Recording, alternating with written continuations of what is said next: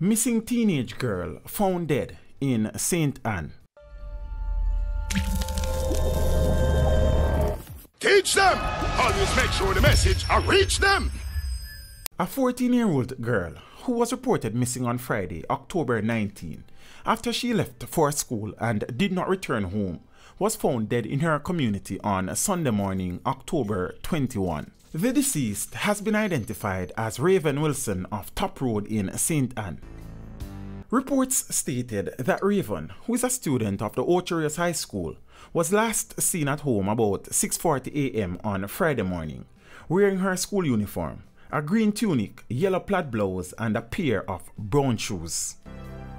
Reports from the St. Ann's Bay Police are that about 6:30 a.m., residents discovered her body and summoned them. Upon arrival of the lawmen, Raven's body was seen in a garbage bag in bushes reportedly close to the back of her house, with a wound to the face. Reports also suggest that her throat was slashed.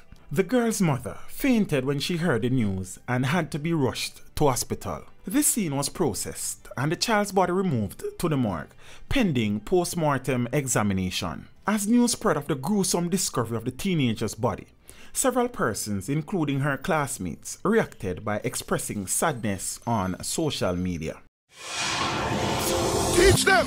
Hey, yo, hello! Send the message and make it reach them. It's Teach Them, right here, Warlord representing. Thank you for watching. Please leave a comment below. Remember to like and share the video.